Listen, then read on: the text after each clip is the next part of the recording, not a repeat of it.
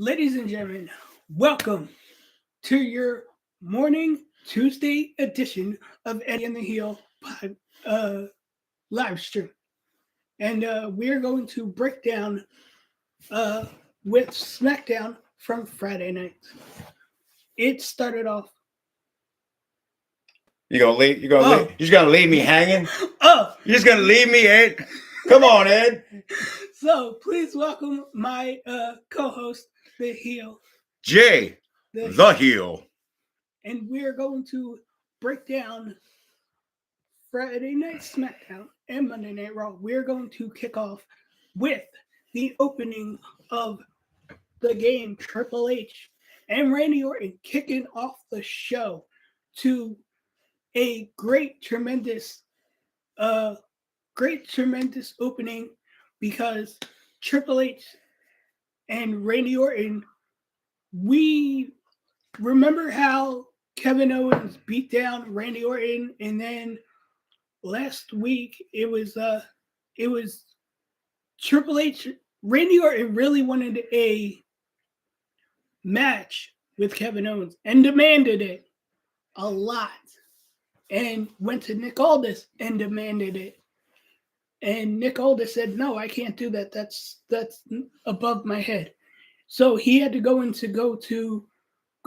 to find who was the one responsible for not giving Randy Orton his match against Kevin Owens this Saturday at Crown Jewel.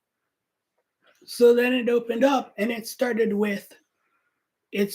Randy Orton came out, was like, he's all mad, pissed off, and then he calls out Triple H, the game, the cerebral assassin, he's the only one that kind of told Randy, you're not getting a match, and he's saving Randy, which I think is kind of weird that you're saving somebody from Kevin Owens. But remember, it's just like, it's weird. Well, what I'm thinking here is that Triple H sees how old Randy Orton is. He doesn't want him, breaking any old bones and everything, because Kevin Owens is just, he might annihilate him. He might break him. And Randy Orton is a prize piece through WWE. So maybe Triple H is saving him from breaking his old bones. What do you think? Maybe, or Kevin Owens is going to wind up beating Randy at Crown Jewel just to finally say, you wanted this match with me? Now you got it. And now you're going to get a beatdown, obviously.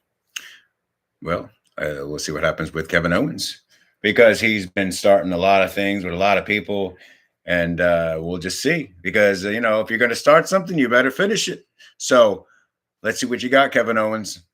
Let's see what you got. So first match, Andrade versus Carmelo Hayes, ended in a no contest. Do you know why? Can you let our live listeners, give them the lowdown?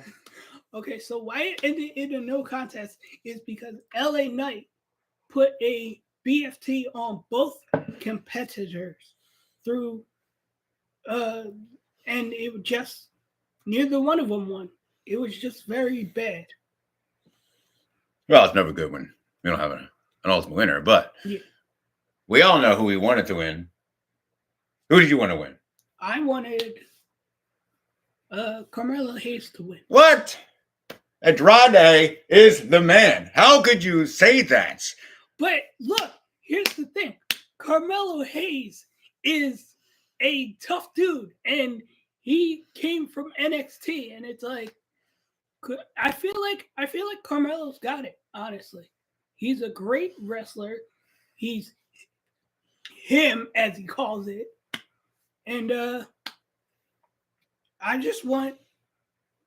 I want Carmelo to get a U.S. title match once and for all. I really do. Oh. First of all, let's see if we get through Andrade again another time, because obviously we ended in a no contest.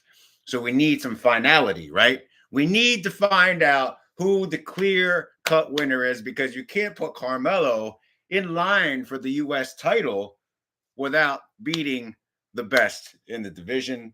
So that remains to be seen. So hopefully we'll have another match between Andrade and Carmelo Hayes at some point. Sure. Pardon me.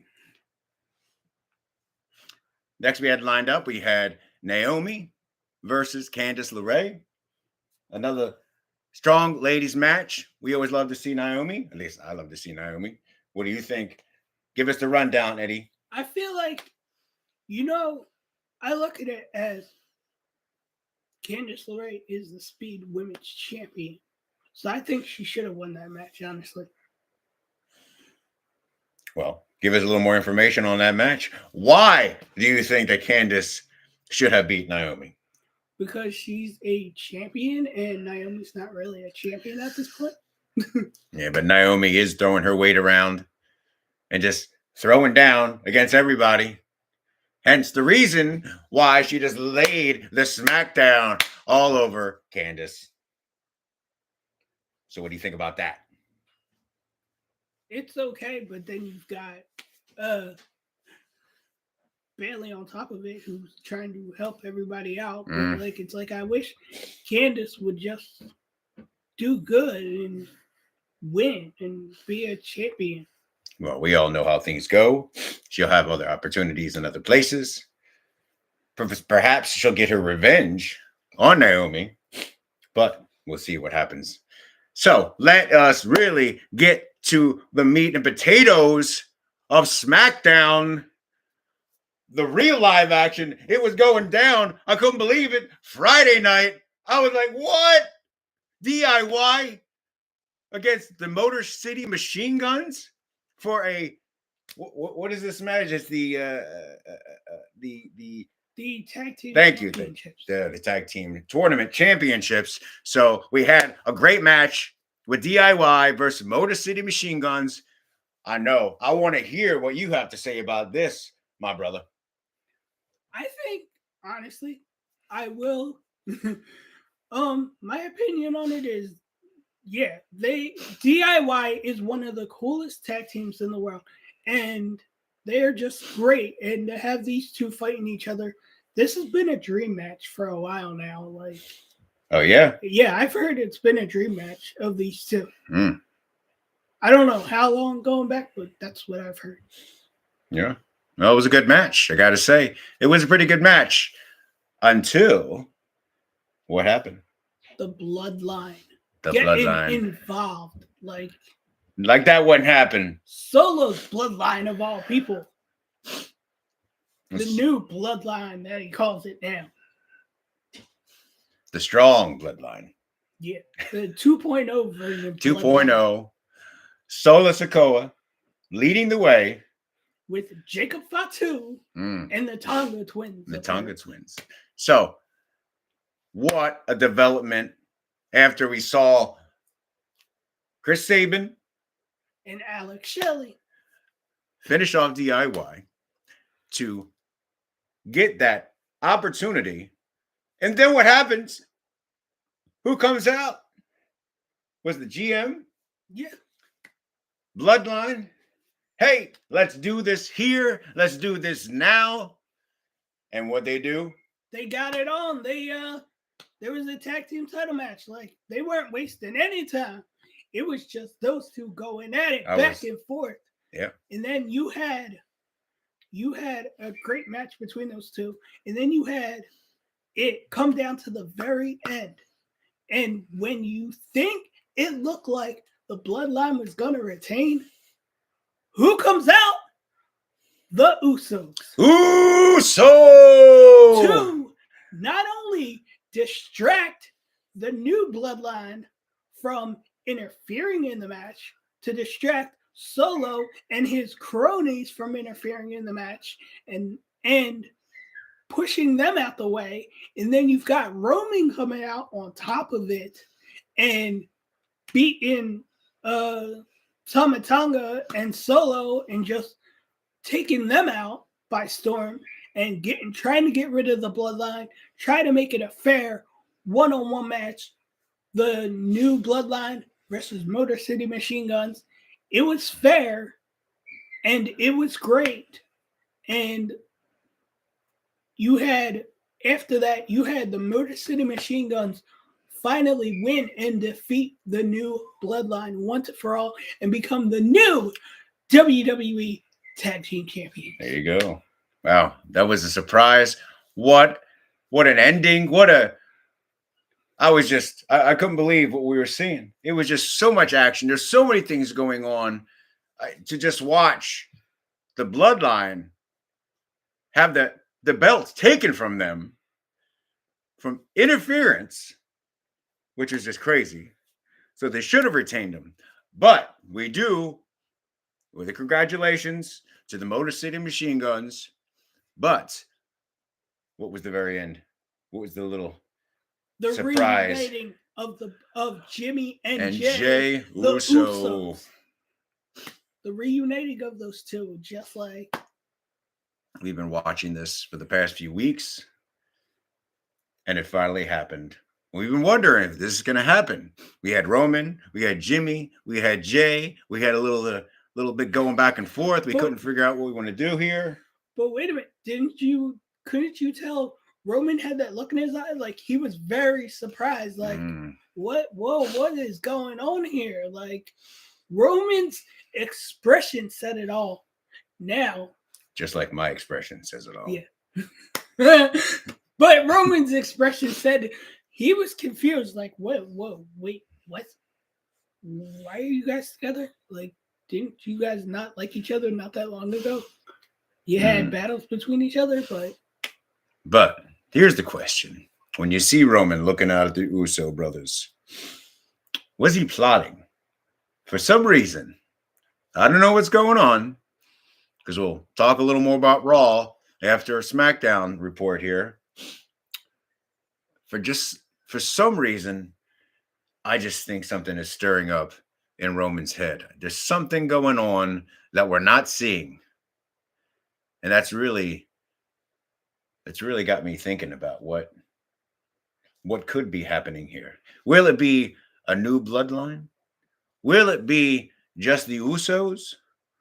Will the Usos be able to get Solo to join them and their brothers? I mean, what is going to be happening here? This has all been unfolding, and we're all like, what is going on here? Everything's going back and forth. I don't know. I'm going crazy trying to figure out all this wrestling, all the storylines. Oh, it's just too much for me. But it is exciting. SmackDown brought the heat on Friday, brought us through all the way through the weekend, because we know we were wondering what was going to happen on Monday Night Raw. And my man Eddie Rocks is going to kind of break it down to you, starting off with Jimmy and Jay Uso. Lay it down, brother. Okay, so Jimmy and Jay Uso started off the night from what happened on Raw, from that whole situation, to be like, hey, look, what's going on? Like, we want to be the Usos again. They went after each other so much down the line that they brought up their history of going after each other here and there, and they wanted to be each other's individual person. And then you had them talking about what's going on with this whole bloodline storyline. And then you have, coming out of nowhere, you have the bloodline interfering and beating down Jimmy and Jay, and they're just like, they don't know what's going on. They're talking about going after their little brother, and then you've got them beaten down. Yes, but the Usos did wind up prevailing, getting everybody and clearing him out of the ring. So the drama continues. Yes. So very exciting to see what's gonna. I don't know. I'm really intrigued about our two tribal leaders here. Where was Roman? Right? Yeah. And we have Solo. But Solo being the brother of the Usos, there's just so much more that can be revealed. And I'm just excited for the next SmackDown, the next Raw. Oh, we got a lot coming to us. So we got our first match for the night. We had Sheamus versus Kaiser. Another big victory for Sheamus. Why don't you break it down? Sheamus did really good. Kaiser, I mean, he's just Kaiser. He's a lackey to what's his name? Gunther. How dare you call him a lackey? Well, he's the Kaiser. No, he's the Kaiser. No, he is a lackey. That is true. He is a lackey because that's all he does. He sits there and talks trash and thinks he can get away with it. And it's just like he's just like weird. He's weird. He's just a weird character. He's a weird Kaiser, huh? He doesn't have any character development to him except just be a mouthpiece for Gunther. I thought I was the heel. You sound like a heel right now. Mr. Negative. All right, let's get back to the match. We had giant, big Sheamus laying it down, breaking up Mr. Kaiser there. Mr. No character development, as my boy Eddie Rocks here says. So, following that match, we had Ivy Nile versus Zelina Vega that was some match. Yeah. How about it? Of course, Ivy Nile wins. Like, that's obvious. Like, Selena hasn't gotten a win is pretty bad, which I feel like, what are you doing with the LWO? Honestly, what are you doing with them as a team? Like, you're not winning. You're not really doing anything. And it's just like, Selena needs to at least win something. Well, I mean, no disrespect to Ivy Nile and American Made and all them, but honestly, Selena needs to start winning. Well, and you got Gable training you, teaching you. Ivy, I think, does have the physical and mental attributes, but Zelina, high flying, jumping all around. I mean, there is some substance to her abilities. So I'm thinking about Ivy. You know what actually I was thinking about last night? I'm watching this and I forget which announcer said it. He said that Ivy Nile was 5'2". And if you saw Ivy Nile, how much taller she was from Zelina Vega. So take into this consideration, there are some tiny ladies, but they are just flying around, doing their thing. So I was quite impressed. And of course, American Made, they had to make sure to help secure the Ivy Nile win and keep them in the winning bracket, huh? Honestly, American Maids, I feel like, no disrespect to the American Made, but I feel like they kind of, I don't know. I look at it like I feel like they want to have Ivy Nile win, but also at the same way, they kind of help her cheat a little bit, like, honestly. To win against Zelina Vega, personally. Okay. So, following that, how do you do it? Seth freaking Rollins comes in. What is going on with that? Lay it down for us. Okay, so we've had the Seth Rollins and Bronson Reed tussle lately.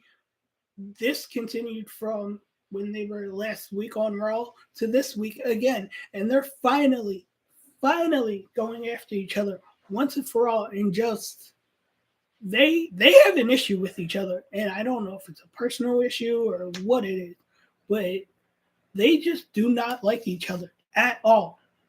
Bronson Reed and Seth Rollins do not like each other. Like, it's really bad that you got these two fighting and tussling and going after each other.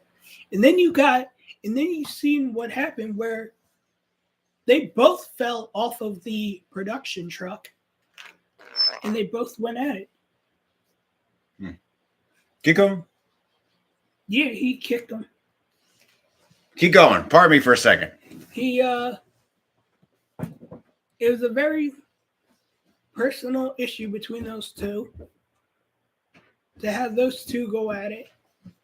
And then, yeah, that's what happened. And those two, they're both medically injured. But it's really weird that Bronson Reed came away with any scratches and Seth Rollins is hurting. He's hurting more than Bronson's hurting. Yeah, they've been going through it. They've been going at it for the past few weeks now. We need to get them in a ring together. Clear winner. That's why this Saturday at Crown Jewel, you're going to see these two finally go at it. Finally. We've been waiting for this. End this feud. Whatever's going on between these two, the feud needs to end. And I feel bad for their general manager because Adam Pearce has so much crap built on top of him, and he has so many wrestlers, and it's just, I feel bad for Adam Pearce. He's the most hardest working GM, and I could tell this stress is getting some of these two going at it. So we shall see what's going on with that. What a match. Tag team action we had on Monday Night Raw. We had War Raiders versus The New Day versus Dragon Lee and Rey Mysterio. What a match. What some surprises going on. Why don't you lay it down there, Eddie? What do we got going on? I would have liked to see the War Raiders win because they deserve a tag team title match for all their hard work they've put into it, and to come back and make all these from injury. They deserve a world tag team title match opportunity. No disrespect to New Day or Dragon Lee, but I feel like War Raiders earned it and deserve every ounce of credibility they have. Well, War Raiders did win. Oh, yeah, they did. Yes, they did. Which means they get a world tag team title match. They get the world tag team title match against the Judgment Day. The Judgment Day. Which is Finn Balor and J.D. McDonough. So, what do you think about Kofi and Xavier? Honestly, that storyline is very I think he's going to wind up turning on him, personally. I feel like Xavier's going to get to a point of, I'm sick and tired of it, and I'm going to turn on you once and for all. Did you see the almost opportunity for Xavier? Remember, Kofi was holding, who was it, Dragon? Was it Dragon Lee? He was holding him to finish up their match, and Xavier wound up jumping out to, I don't know if it was Rey Mysterio out in the crowd, and they missed the opportunity to win, which kind of set up a War Raiders victory. Yes. But again, there's this miscommunication going on between Xavier and Kofi for some reason, and it has been brewing the past few weeks. So I'm seeing some kind of split going on because Xavier needs to move on, get his opportunity, many opportunities. I mean, Kofi had his chance. He had his chance as a world champion, and I think it's Xavier's turn. He wants to prove himself. He wants to be his own man, and I think that we shall see what's going on with that. And what an ending to our night. Damian Priest versus Dirty Dom. How about that one? What did you think of it? That was very, very, just destructive. Yes. Dirty Dom against Damian Priest was just something. You have the entire Judgment Day, even Carlito getting involved, even J.D. McDonough getting involved. And it's just it was just a mess. And then there was a complete domination. Yeah, and then you got Dirty Dom winning on top of it with interference. And you see Damian looking like, I'm getting sick and tired of this. Which honestly, these two really need to just find different programs. Stop going after each other. one right after another. Oh no, I want to see more. I want to see more destruction. I want to see, anytime I see that destruction, Damien just got sick of it. He just destroyed everyone in the ring, and he especially destroyed Dirty Dom. Dirty Dom was just had nothing for him. And Damien just left everybody in destruction. A pretty interesting ending to Raw. Judgment Day couldn't do anything. Dirty Dom. And it was just a great way to end the night. Destruction. Yes. Mayhem. Bodies on the floor. That's what you want to see. Yes. That's what I want to see. Yeah. Bodies on the floor. So, all right. Give me some of your lowdown. We got SmackDown and Raw. So what I'm going to take, here we go. Instead of we just choose Raw or SmackDown, I'm going to give you a choice. Best match, Raw and SmackDown. What do you say? Okay, so best match of the night was for SmackDown. The best night of the match was DIY versus Motor City Machine Guns for SmackDown, because that was those two high flying. That was a great match. And my Raw pick is War Raiders versus New Day versus Dragon Lee and Rey Mysterio. Another great pick and another great ending to the night. Very good. I will pick for SmackDown. I will pick Bloodline versus the Motor City Machine Guns. What a match. Just full of action, full of drama. The storylines, that was just the way. It was a great way to end it. We really enjoyed a great SmackDown. Much appreciation to WWE bringing some heat. Monday Night Raw. I'm going to pick Damian Priest versus Dirty Dom. And not so much just because Damian Priest owned the night, is because of the destruction and the mayhem and just the tears and the broken bones and blood. There was no blood, but there should have been blood. Damian Priest. What a match. With interference in Judgment Day. Two great shows back to back. I got to say, I'm in a positive mood today. You're Mr. Negative today. I'm the man today. What do you think about next week? We're going to have a little bit of SmackDown, some Raw, and Saturday night. Yeah. The Crown Jewel. The Crown Jewel pay-per-view itself this Saturday on Peacock. On Peacock. So we appreciate everybody who joined our show today. We're still new at this. We're going to bring it even more each week.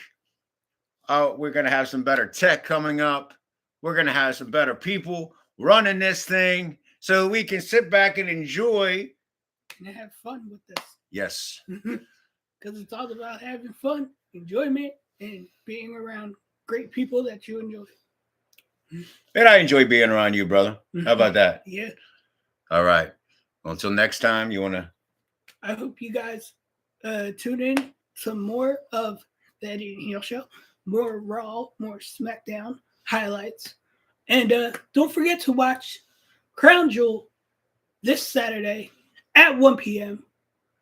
East Coast time. For whatever time it is over in Saudi Arabia that day. But don't forget to watch it on Peacock. And have a great day. And don't forget to subscribe to @Eddie and the Heel. Also, you can subscribe to Eddie Rocks over here. Yeah. At Big Angel. Yes. On YouTube. I have my own personal YouTube. And you can subscribe to, as my co-host said, Eddie and the Heel. All right, brother. Have a great day, you guys. Take care, everybody. Bye. Bye.